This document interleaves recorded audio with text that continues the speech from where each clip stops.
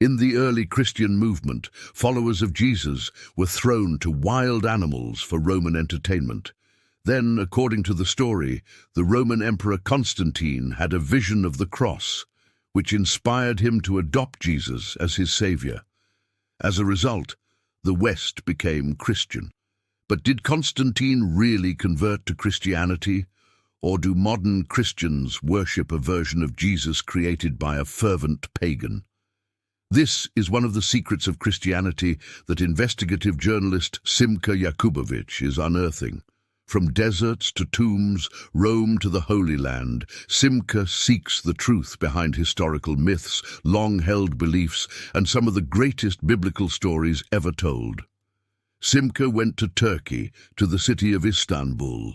In the 4th century AD, Constantine built his new capital here and called it Constantinople. By that time, Constantine had already legalized Christianity, but it is still controversial whether he himself became a true Christian. Under modern Istanbul, the city Constantine built, Christianity was essentially an illegal movement until about 300 years after the crucifixion. After Constantine, within a few decades, it would become the official religion of the Roman Empire, and the reason why much of the world today is Christian. The question is, who was he, and is the religion he created something Jesus would recognize? In the 4th century AD, the Roman Empire was divided into 4 large areas, each with its own ruler. When Constantine's father, who ruled the West, died in York, England in the year 306, Constantine was declared ruler of the entire Roman Empire. This triggered a bloody struggle to determine who would be emperor. In 312, Constantine faced General Maxentius, who controlled the central region, including the city of Rome. Their famous struggle for power was depicted 1,200 years later in these frescoes by the Renaissance artist Raphael. Ancient Christian sources claim that Raphael painted these narratives on the walls of the Vatican, and these frescoes tell us the traditional story of how Constantine converted to Christianity. But there is a much older work of art that tells a different story, the Arch of Constantine, built by Constantine himself in the center of Rome to celebrate his victory over Maxentius. The Arch of Constantine, more than 6 stories high, was erected just 91 meters from the Colosseum, where Christians were killed for sport. For fear of damage, the Antiquities Department in Rome did not allow anyone to examine it closely for more than 30 years. Until now, the closest you can get to Constantine is the arch behind me, on the other side of the Colosseum. It is Constantine's Arch of Victory, and in it he carved his narrative. The problem is that you can't get close to it, but now let's go up and take a look. Simka is joined by Constantine expert Elizabeth Marlowe, who had only seen the sculptures on the Arch of Constantine from ground level or in photographs until now. Oh my God, look at this, it's so fantastic. Look how big they are. From this elevated vantage point, Simka can now see how Constantine wanted his victory over Maxentius to be set in stone forever. The arch depicts the battle between Constantine and Maxentius for strategic control of the Milvian Bridge north of Rome. According to tradition, depicted in Raphael's paintings, Constantine's forces were outnumbered, but he had a vision of the cross, followed by a dream about Jesus that changed his life and ours forever. At that time, Constantine would have renounced Roman paganism in favor of a new Christian faith. He ordered his soldiers to paint their shields and banners with the symbol of the cross and led his army to victory, converting the Roman world to the Christian faith. This is the Christian tradition, but what does the Arch of Constantine tell us? In one panel, Constantine's face has been deliberately torn off by a forgotten opponent. Here we can clearly see the defeated Maxentius drowning in the Tiber River. But is there any evidence that Constantine actually had a vision of the cross that converted him to Christianity? Who's this guy behind him? It's one of his men carrying a military banner. There is no cross there. You can't see it from below. No, I see a shield clearly. There is no cross there. When we look at the evidence for Constantine's reign itself, the Arch of Constantine is really the best source we have. In the years immediately following that battle, there is no trace of Christianity in this monument. There are no images of Jesus, no crosses, no Christian symbolism anywhere on the arch. Considering his views, you would think that Constantine would be defending Christianity. Is it possible that there was no vision at all? In Constantine's time, emperors had to conquer the Roman army. Was the vision invented to win over Christian soldiers? Wait a minute. The Roman army persecuted Christians, crucified Jesus. There would be no Christians in the Roman army, or perhaps there would be. To investigate the possibility of Christians in Constantine's army, Simca travels to northern England, once the limits of the Roman Empire. This is where Constantine's rise to power began. The area is full of Roman military forts like this one, located on Hadrian's Wall on the Scottish borders. And this is where Andrew Burley found evidence of Christians in the Roman army. What do you think? Well, this isn't something random. This is very purposeful. Now, corresponding with the cross inside the room, in this section of wall next door, there are 7 crosses like this set into the wall, all in one section of wall. To have 7 so close together is very unusual. 3rd century Christian symbols carved in stone by the same Roman army that crucified Jesus. Evidence that Christians were fighting in Constantine's army before he even came to power. Conquering them would be extremely important, but did Christian soldiers also serve in Maxentius's army? There would be much more likely to be Christians in Maxentius's army than in Constantine's.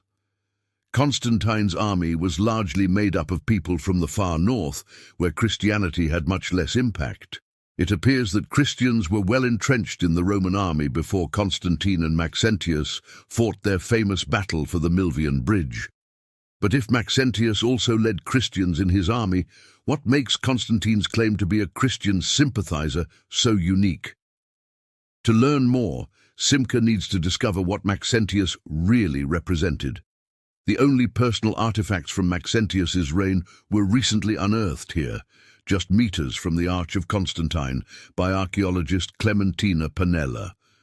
Panella believes that these royal scepters, spears, and weapons belonged to Maxentius himself and were venerated by his faithful followers, just as Christians venerate the cross. After his victory, Constantine attempted to erase Maxentius from the history books, portraying him as a pagan tyrant and persecutor of Christians. If the image we have of Maxentius as a pagan tyrant was fabricated, is it possible that the image of Constantine as a Christian emperor was also fabricated? To answer this question, Simca investigates a secret religion that had the most powerful people in the empire as followers. This religion worshipped a pagan god who bore a striking resemblance to Jesus. Early Christian history holds that the Roman Emperor Constantine received a divine vision from Jesus before defeating his rival Maxentius, gaining control of the Roman Empire and causing the Western world to become Christian. But was Constantine a true Christian? The most important statement we have from him is his triumphal arch in Rome. In it, Simca does not find a single Christian icon, but he does find pagan symbols. In this panel, Constantine is surrounded by pagan gods, the Tiber river god, a winged goddess of victory, and Roma, the goddess of Rome. An archaeological mosaic of pagan symbolism, compelling evidence that Constantine only adopted Christian ideas to gain the favor of Roman soldiers in both his and Maxentius's armies. But conquering common soldiers was not enough to gain control of the entire Roman Empire. Constantine needed the support of the Roman officer corps and elite. Many members of these classes belonged to a mystery cult that existed before Jesus. This cult was called Mithraism, named after a Mediterranean sun god named Mithra, How did Constantine mobilize both religions to serve his own ends? Is it possible that what attracted him was a mixture of Mithraism and Christianity? He fused the two to create a super-re near the Roman military fort, where Simca saw evidence of Christian soldiers in Constantine's army. Another fort was discovered in 1949 by a French bulldog sniffing for bones. But instead of bones or Christian symbols, this fort revealed a special temple built by Roman officials devoted to the pagan god Mithras. My father's dog, the same breed as this one, a French bulldog, was sniffing around and found the middle altar. As you can see, it is very humid here and everything has been preserved due to the humidity. Now, is this near the Roman fort? Yes, there were 500 infantry soldiers and Mitra was for the officers. That's why it's so small. So the Roman officer class to which Constantine belonged secretly worshipped Mithras in this temple, at the same time as an increasing number of ordinary Roman soldiers worshipped Jesus next door. Mithraism was an elitist and secret religion, practiced only by men. Initiates entered this clandestine temple, lit only by a few torches, and upon reaching the altar, they saw a representation of the god Mithra, with rays projecting from his head, illuminated from behind by candlelight, creating a halo effect that symbolized the Mithras status as sun god, an impressive anticipation of the halo that surrounds Jesus' head. This could be a mere coincidence if it weren't for the fact that archaeologists have found remains of Mithraic temples throughout the Roman Empire, and often these temples were found hidden beneath early Christian churches. To see one of these Mitralisms, Simca now goes to the church of Santa Prisca in Rome. Here, excavators lifted the floor of the church and discovered one of the largest Mitra temples.